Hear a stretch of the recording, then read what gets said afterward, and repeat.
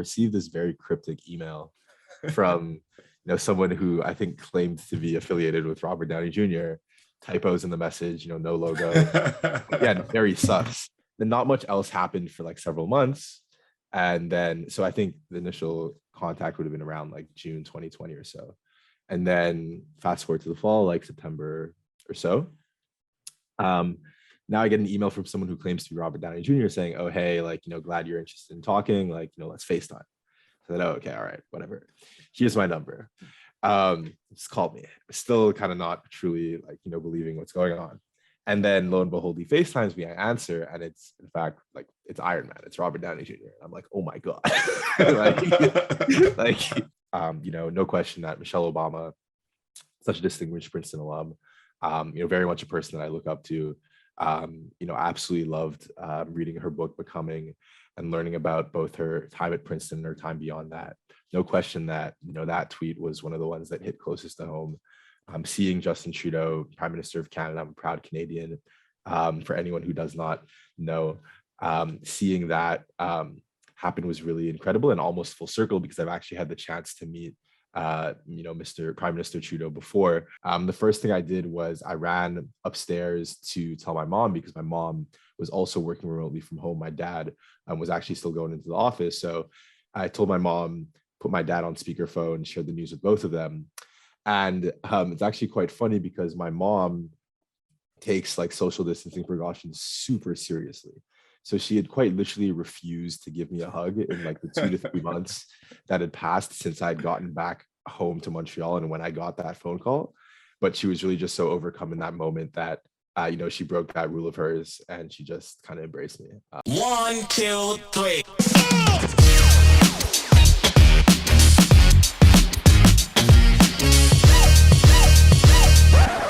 Folarin be ballin' for all y'all to see. Folarin be ballin' for all y'all to see. All right, everybody. Welcome to another episode of Go With The Flow. I have another very, very special guest with me. Anyone who takes the time out to sit with me, I'm always very appreciative of. And today we have Nicholas Johnson on the show. Welcome to the show, Nick. Thanks for having me. Super excited to be here. And so I just want to get right into things. Nick, I am sitting virtually amongst esteemed company right now. Nick was he was Princeton class of 2020, and he was the first Black valedictorian in the 275-year history of Princeton, which even still just saying out loud is kind of crazy for me to say and to even think about. So right off the bat, where, when and how did you find out that you were the valedictorian, and then we'll get into the caveat of being the first Black valedictorian. Mm-hmm. I always love thinking back to what that moment was like, because it was truly surreal.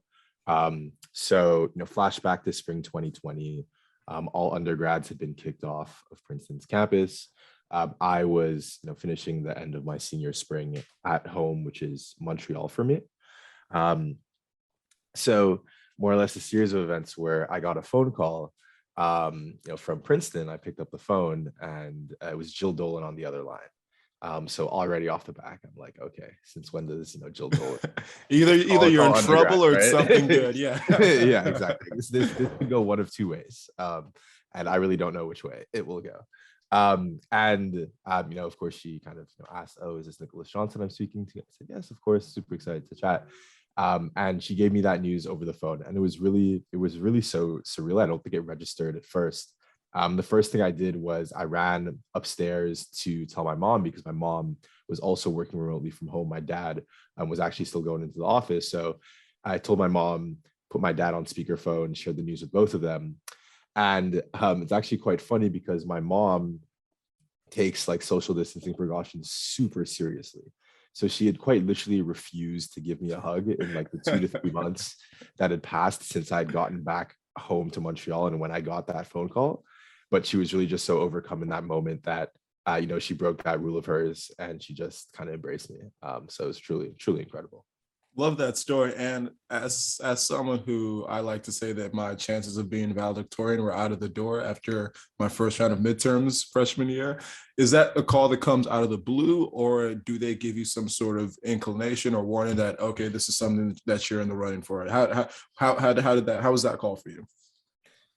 So that was the first interaction I had directly with Jill Dolan about the topic, specifically about being valedictorian.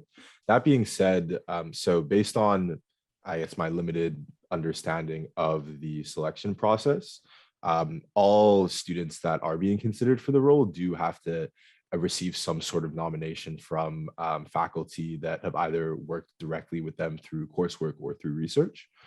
So I had previously had a conversation with one such faculty member who has very much been a mentor of mine, where he just kind of expressed that, this is something that I was being considered for, but I didn't receive any more indication than that. Gotcha. And so then when did you find out that next caveat that, okay, I'm the valedictorian of Princeton University, already by itself a huge accomplishment. Next, I'm the first Black valedictorian in Princeton University's history. When did you find that fact out? Because the way I found out was Menelik actually tweeted it. And I saw his tweet and I was like, there's no way there's no way there's never been a Black valedictorian in Princeton's history. And then people were talking about it in the Black Princeton group chat, and then eventually it was confirmed. So when did you find that out? Yeah, so I actually learned the same day that Menelik tweeted about it. So like the rough series of events were that I was named valedictorian, and my dad actually pretty quickly started like asking me if there had previously been Black valedictorian in Princeton's history, and I didn't know the answer to that question. And I was in the middle of finishing all my final projects. Finals are just around the corner. Like, it wasn't something that I was going to really sit down and look into. Then I was invited onto the We Roar podcast. That was, kind of an initiative Princeton put together to try to build a sense of community during the time of COVID among current students and alumni. And it was actually while they were interviewing me that they kind of first told me that I was in fact, like, they had consulted Princeton's archives and they had confirmed that I was the first Black valedictorian. And they kind of asked me live during this interview for my raw reaction. And it was really quite surprising to learn that in that circumstance. So of course, after the interview, I shared that with my family and with my close friends. So Menelik just kind of like, haphazardly chose to tweet about it as he does. And I think he put it out around like 9 p.m. or so. He went to sleep. He woke up in the morning and I had like 10 to 20 missed calls from Menelik telling me that like this was blowing up, like, oh, you need to have a social media presence, because I was not on Twitter at all. I was not on Instagram. And yeah, he said like there are tons of reporters that are asking to speak with me. And blow up it did. I literally looked at the tweet yesterday and I believe it had something like 240,000 likes, which that's a lot of likes. And then I'm going to get to the social media piece and the people who have reached out to you since, because that was a very smart call on his part to get onto Twitter and some of these other social media. So shout out to Menelik. Didn't expect to be shouting him out as much in this podcast, but shout out to him. But taking one quick step back and just, again, this is something that's very fascinating to me. Being the valedictorian of anywhere is not easy. High school, college, especially a place like Princeton. So now I want to get into more of your time at Princeton. Would you say that it was challenging academically for you? It was more natural for you? It was just a combination of both, and it was just something that you never really had to do anything to out of yourself to be so successful at Princeton? I think overall, Princeton was extremely challenging academically, both when it comes to the coursework that I pursued and the research that I ended up conducting. I think what I will say is that I did notice fairly early in my Princeton experience that several of the courses that, let's say, many people would often struggle with or complain about did come easy to me to a certain extent. So I think of courses like Coast 126, Coast 226, Mat 201. I came from a relatively strong math background coming into Princeton. I wasn't the type of a student who had competed at the IMO or anything like that, but had competed in a bunch of national level math competitions, had done decently well in those. So I think that preparation helped me a lot, especially during that first year, where in addition to Princeton's like academic rigor, you also have to adapt to just like this idea of like living on your own, living in residence, which is quite significant. But that being said, like there were a suite of courses that really pushed me at Princeton, to an extent that I'd never been pushed to before. So off the top of my head, I think of writing seminar was quite the experience. I feel like as is the case for many of us. I started off chemical engineering and I took the thermodynamics class my freshman year, and that class was a rough one. And even though I ended up being Orphe in the end, Orphe 309, so the intro probability class, was also a class that really tried me. So there were lots of late nights, lots of sleepless nights, lots of bonding with classmates over what seemed to be impossible problem sets. So I think that that's more or less how I would describe the academic experience from my perspective.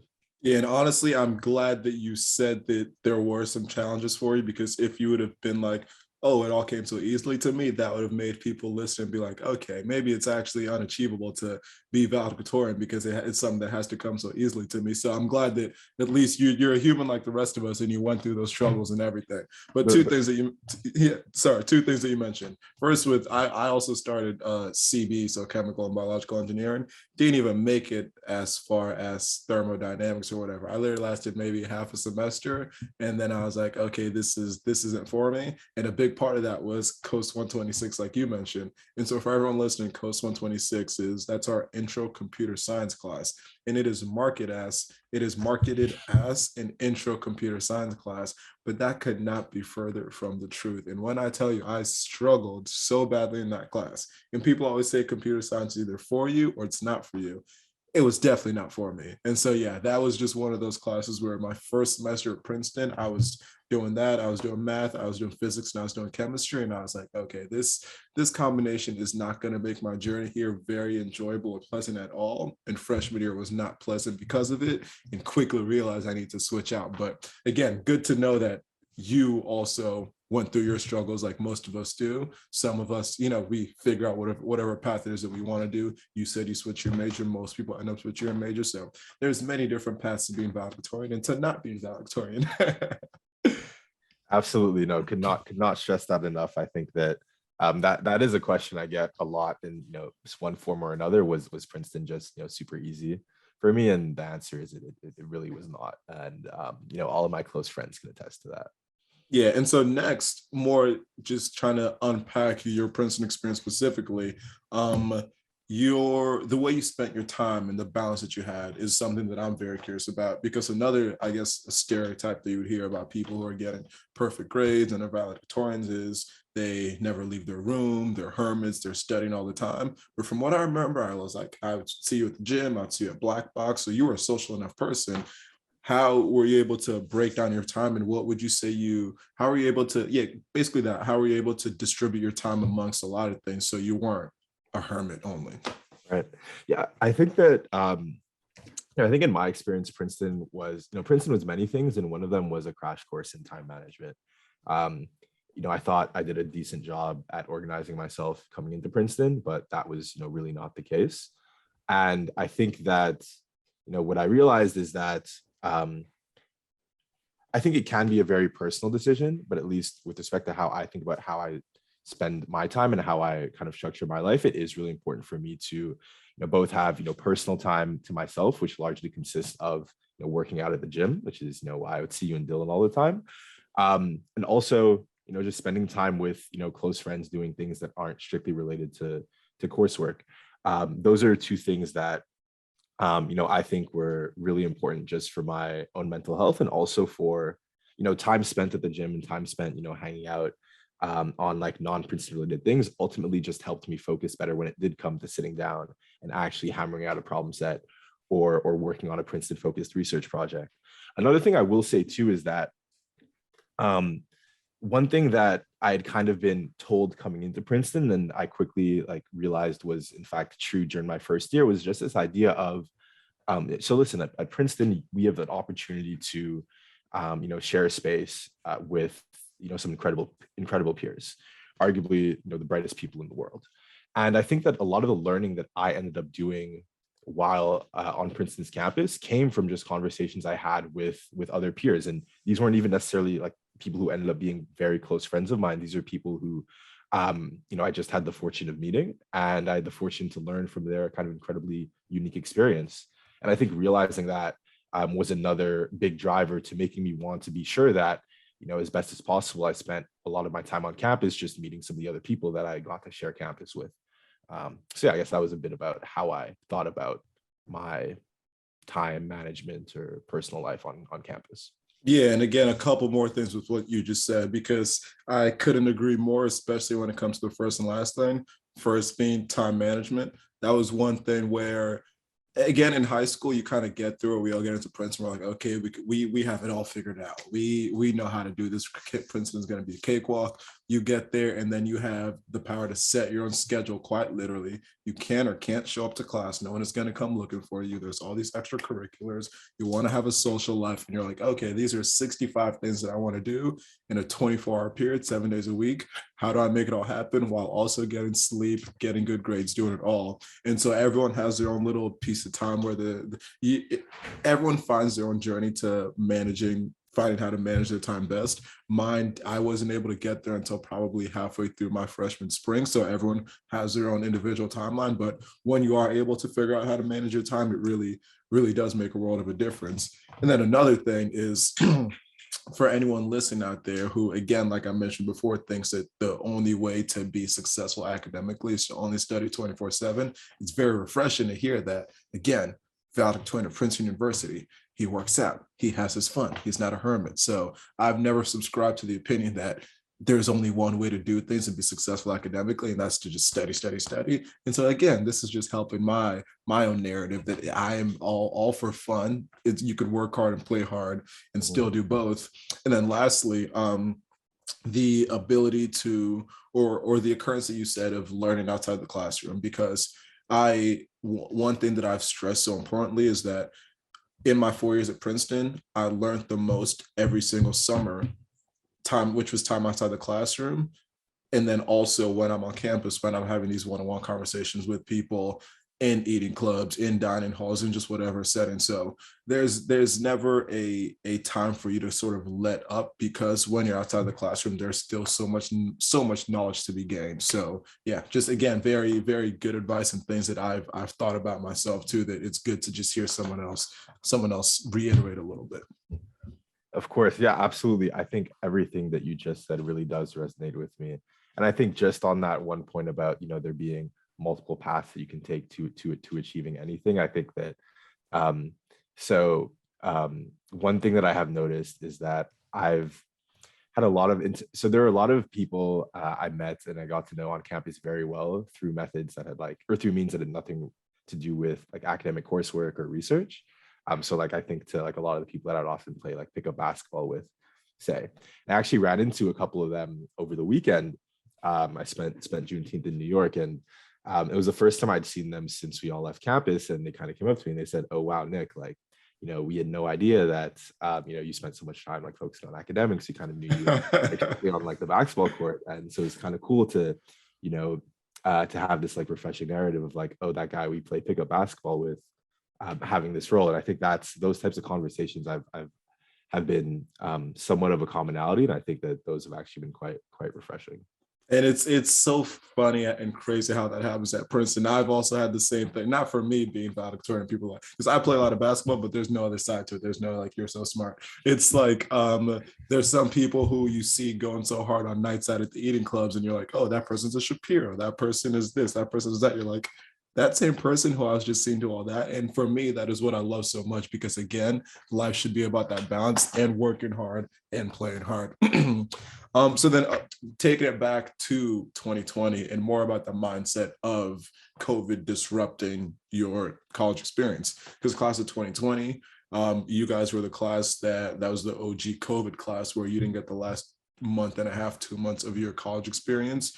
How disappointed were you, one, to not be able to close out your college experience like you wanted? And then two, when you found out you're valedictorian, how disappointed were you to initially not be able to give that speech in person and be able to sort of enjoy the fruits of your labor at the end of your college experience the way you thought you would have been able to your whole life? It was, really, it was really hard. There's no question that I was looking forward to spending those last several months on campus, especially after my thesis would have been in, with my, close squad, with my friends, with, just the senior class, celebrating the time that we'd spent together on campus. Looking forward to that first opportunity to formally walk out of the gates after having graduated, and not being able to do any of that was really rough. And not only that, at least in my personal case, since I was back home in Canada, I couldn't really visit most of my friends from college, even, in terms of, let's say, like making like an informal like weekend trip. So that was certainly very unexpected and a tough challenge to deal with. But at the end of the day, I think that Princeton's community, certainly my class here, understood that the extreme changes that had to be adopted were, fundamentally required to best respond to the, truly, unprecedented nature of the situation we found ourselves in. And I think that I was actually quite impressed and uplifted by how both, my friends and people in my class here and people in Princeton's community more broadly were able to maintain a sense of community in the remote environment that ensued, March 2020, undergrads being kicked off campus. Regarding not being able to kind of first deliver my speech on campus, that was also an experience that kind of made my being valedictorian not kind of really feel real, if that makes sense, or not truly register in some sense. Like, I recorded my speech sitting down at my kitchen table, like, as if I was eating breakfast. Yeah. No big deal there. And even when I then saw that recording play during the virtual ceremony that we were given, it still did not really feel real. So that's why, I guess that's one of the reasons that made, this past May so special, when we were able to go back on campus and actually experience that ceremony in person. Yeah, and that leads right into my next question. Was this past May able to give you the perfect amount, or not perfect, just a certain amount of closure of your Princeton and college experience? I think it gave an incredible amount of closure, both from the perspective of being able to reconnect with a lot of the other members of my class after more than 2 years off campus away from each other, being able to walk out of the gates, being able to share that moment with my family. I think that I've always maintained that graduations are mostly for families, but I will say after this experience, I do still believe they're primarily for families, but I did realize how much it meant to me as well, having had to wait 2 years to go through that moment. And returning to campus, I think after those 2 years was also a really marking experience. Certainly induced a lot of nostalgia. I visited a lot of my old dorms, said hello to a lot of my old professors, and I think gave me a better appreciation of how significant a role my time in college and my time at Princeton has played in my life so far, and will, undoubtedly continue to play. So overall, very grateful that we had that opportunity. Yeah, and it's I'm glad to hear that the in-person ceremonies 2 years later were able to have that effect. Because initially, I was skeptical about if a lot of people would come back 2 years later from your class, and if it was more for a photo op, or if it was actually going to provide a right amount of closure. But from speaking to you now, and from speaking to some of my other friends in the class of 2020, it sounds like it was able to actually replicate what seemed like an almost authentic experience for you guys, which I'm also glad to hear. And I will also say that on the subject of graduations being for family, as someone who, again, I was lucky enough to have my senior year go by pretty normally. Interestingly enough, for me, graduation wasn't the most like emotional piece of it for me. It was the weeks leading up to it, starting with when I turned in my thesis. And I think because the thesis is the thing that from the moment you know you're coming to Princeton, you're like, that is the one major hurdle that you need to cross. And so for me, it wasn't until after I turned that in that I was like, wow, okay. I started doing a lot of reminiscing. I started getting a little emotional. And then at actual graduation, those 3 days, I was kind of like, this is more for my family than it is for me. So I'm just again I was curious to see how people look at that, because there is no right or wrong way to do things. Everyone goes through their own emotional journey at their own time. Truly. Yeah. And so now back to the whole Twitter aspect and you getting on social media. One of the coolest things that I was seeing is the amount of people who tweeted at you and congratulations. And I'm just going to rattle off a short list here. Michelle Obama, Oprah Winfrey, Kamala Harris, Cory Booker, Justin Trudeau. And those are just the ones that I was able to see from a quick scroll through your timeline. Is there anyone that I'm missing? And which of those were the most surreal to you? I think that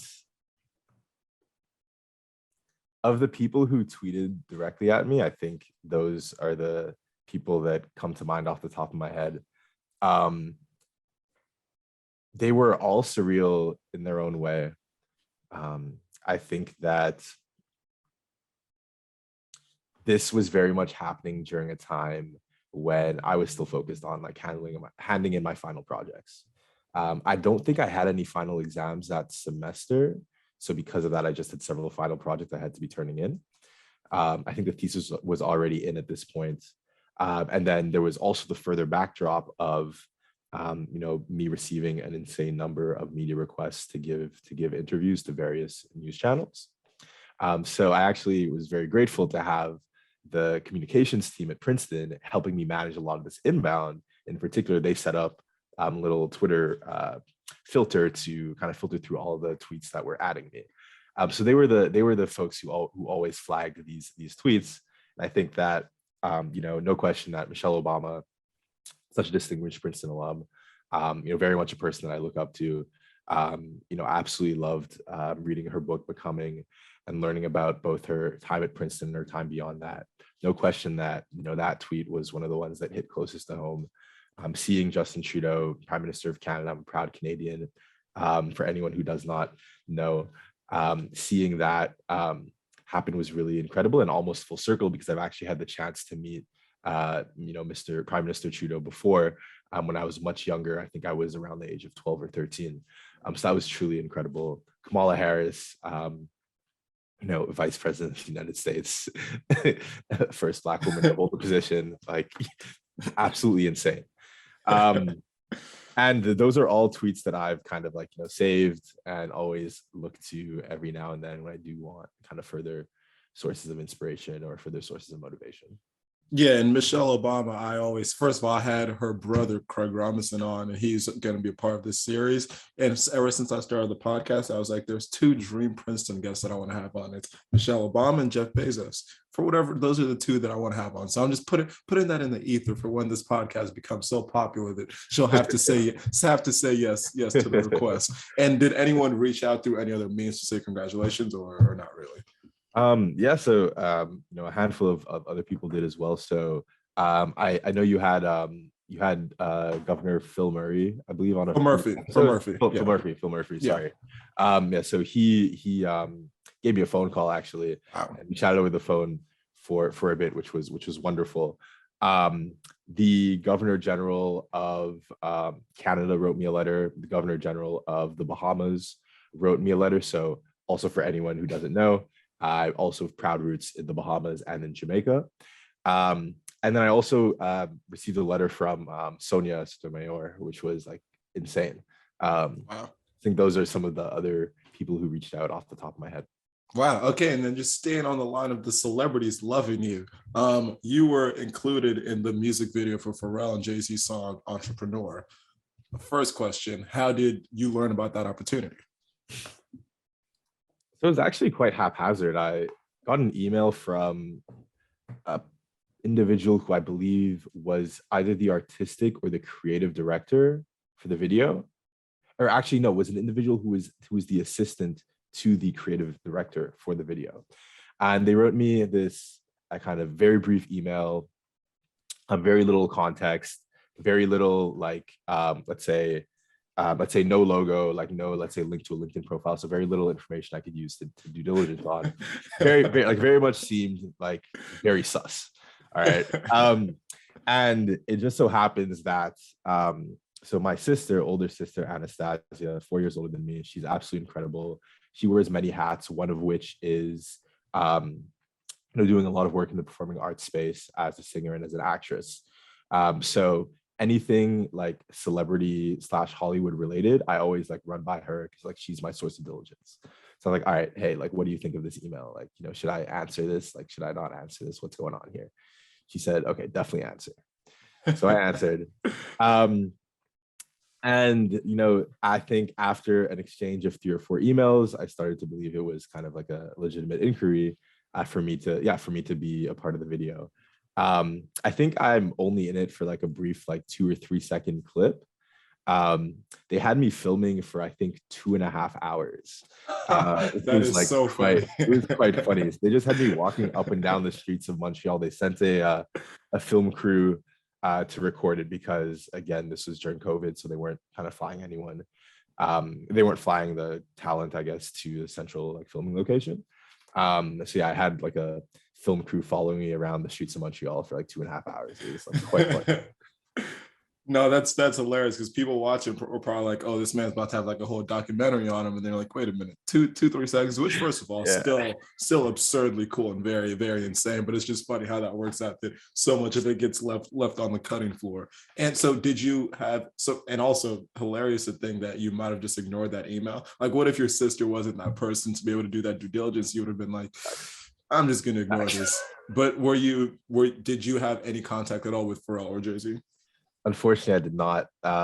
Definitely my biggest regret. Yeah, so I think I FaceTimed with the creative director, but I did not get to chat with Jay-Z or Pharrell. But that's not yet. I was about to say it's definitely on the timeline, on the horizon. Fingers crossed. Exactly. And that also just makes me think, if things would have been different without COVID, like if you would have been flown somewhere, if they would have been there, just as you think. But again, we are the paths everyone's on. I wouldn't be surprised if your path is crossing with Pharrell and Jay-Z sometime in the near future. And then again, last question on this, just celebrity row. Out of the blue, you posted a picture with Robert Downey Jr. about a year ago. 2 questions: how did that come about, and is there anything that you're working on with him? Of course. So what I will say is, so on the first question, how did that come about? It's actually kind of, there were like some similarities with the Pharrell and Jay-Z story. So again, like I received this very cryptic email from someone who I think claimed to be affiliated with Robert Downey Jr. Typos in the message, no logo. Again, very sus. But at this point, I think that I'd already had like the whole Pharrell Jay-Z experience. So I was like, all right, like, let me not kind of take this for granted. Let me kind of explore this a bit. So reached out to, or rather responded to this person who turned out to be one of Robert's executive assistants. And she kind of just said that, he'd read about me in the news, thought my story was very interesting and loved to chat. Then not much else happened for like several months. And then, so I think the initial contact would have been around like June 2020 or so. And then fast forward to the fall, like September or so. Now I get an email from someone who claims to be Robert Downey Jr. saying, oh, hey, like, glad you're interested in talking, like, let's FaceTime. So I said, oh, okay, all right, whatever. Here's my number. Just called me. Still kind of not truly like, believing what's going on. And then lo and behold, he FaceTimes me, I answer, and it's in fact like it's Iron Man, it's Robert Downey Jr. And I'm like, oh my God. like you really just called me? That's crazy. And no, it was absolutely incredible speaking with him. So so he very much brought his personality to the role of Tony Stark and to the role of Iron Man, which I think is the hallmark of all of the greatest actors. So, talking to him was truly just like I was talking to Tony Stark, which is, absolutely insane. R.I.P. though. Yeah. R.I.P. Yes, no, we had a great conversation, and he offered to host me for a meal, whenever I was kind of in the area. So next time I was out in LA, I hit him up. He offered to host me for lunch at his home, him and his wife Susan, and we just had like some really nice conversations. To your second point, or to your second question rather. So I think what I will say is, I guess I'll speak briefly about some of the things that are of greatest interest to some of the work that he's doing now. So he runs this organization called the Footprint Coalition, which is 1/3 nonprofit grant issuing entity, 1/3 like venture capital entity, and 1/3 like media entity to use his platform to push the type of messaging that he wants to push, which is in general a focus around tech-enabled sustainability. So he's a very strong interest in investing in ventures that are focused on tackling issues in sustainability and the climate crisis using innovative tech, which is kind of where I fit in as someone who is very much up to date with the frontier of technological innovation in certain sectors. And that's kind of, let's say, the reason that we ended up, first getting together. And that's all I'll say for now. Gotcha. Again, another one of those things where in a few years we're going to look up and there's going to be some major collaboration. I'm guessing. I'm hinting at that. I'm going to revisit this episode when the company goes public in a few years. We'll have to do a part two. Oh, for sure. When again, this podcast just keeps growing and growing. But just a few more questions for you, because I've already run over our time a little bit here. But so just reeling it back into education, I guess, as a whole. I'm imagining that you had many options coming out of Princeton. Why did you decide that a PhD at MIT was the next logical step for you? Yeah, great question. So I guess I'll tackle that in two parts. First, why the PhD, and secondly, why MIT. So why a PhD?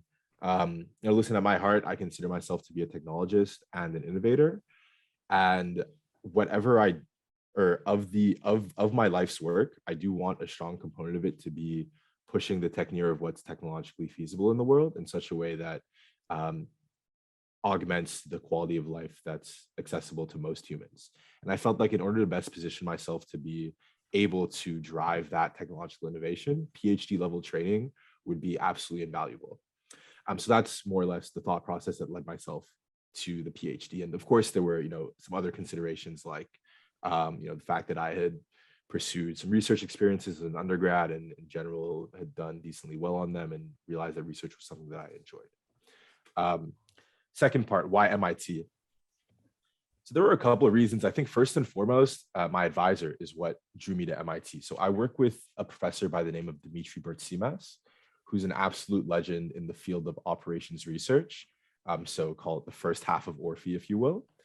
And he is someone who is both interested in having me as a student, someone that I could learn, let's say, PhD level research techniques from, but also equally important, someone that I could learn from the perspective of being able to commercialize academic research and being able to build, let's say, technologically innovative ventures. So not only is he a tenured professor at MIT, he also has launched at least 8 companies, 3 of which have had very successful exits, several of which he's still managing right now. And I think that I've been able to learn an incredible amount from him, both from the academic PhD perspective and also from the venture building perspective. And then another consideration that was really important to me is that MIT is actually the university that effectively founded the field of operations research.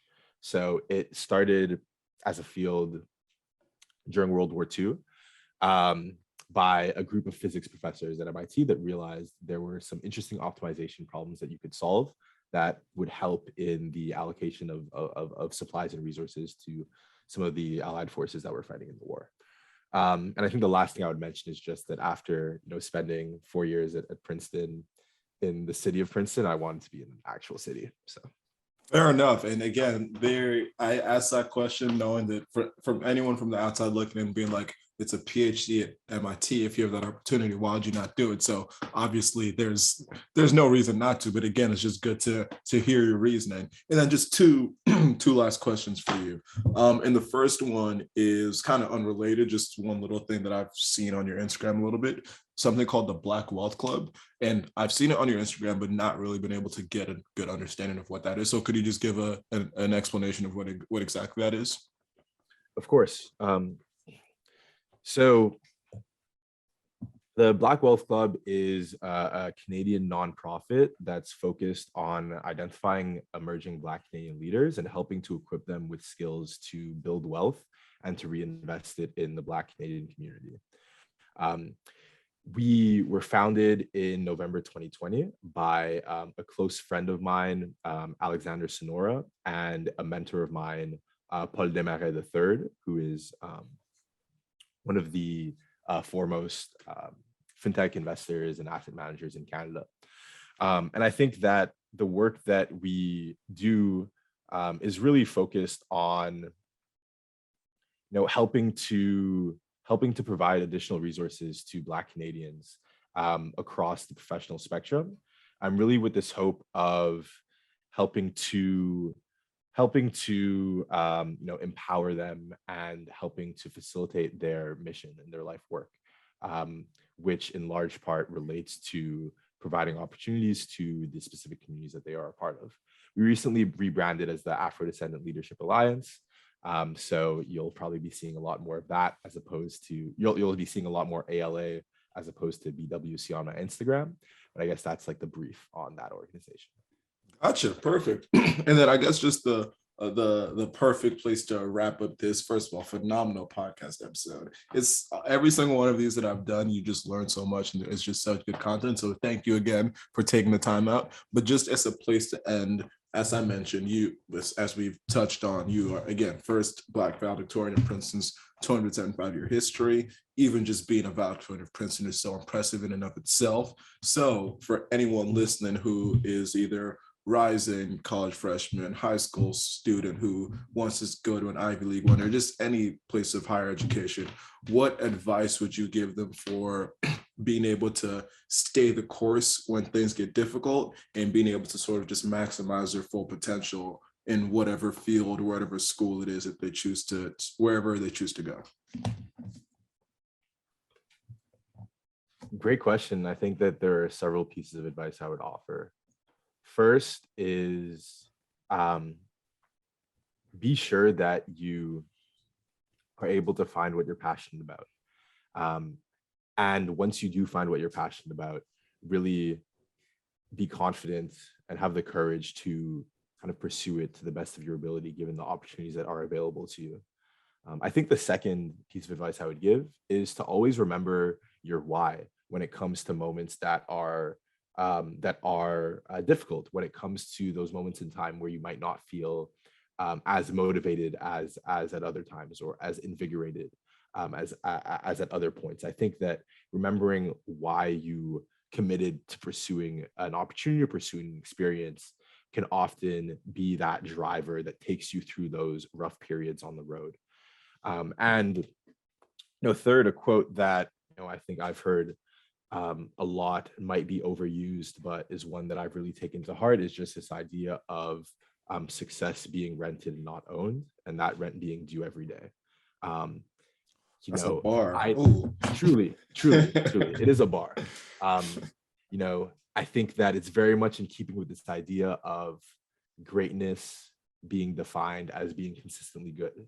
At the end of the day, you need to deliver day in and day out. And if you deliver day in, day out consistently, you'll be absolutely flabbergasted by where that ends up taking you. Wow, that is a phenomenal place to put a button on this podcast episode. Nick, I can't thank you enough for taking the time out. This has been, again, I think it's interesting to hear your perspective, because again, like I said, you, in this alumni series that I'm doing, you're by far the youngest person that I've had on, class of 20, actually not by far, actually no, Jesper's 2019. So you are the youngest, but again, a very nice and fresh perspective. He's doing in the NFL, so very different from what you're doing. So you can never learn enough from speaking to different people. Everyone's going to bring something different to the table. So I've learned so much just by speaking with you here today. I can't wait to just get all this content out into the world. And yeah, thank you again for coming on. Of course, my pleasure. Thanks for having me, and it's been an incredible conversation. Really looking forward to the episode. Of course. And so thank you everyone for listening. This has been another episode of Go With The Flow.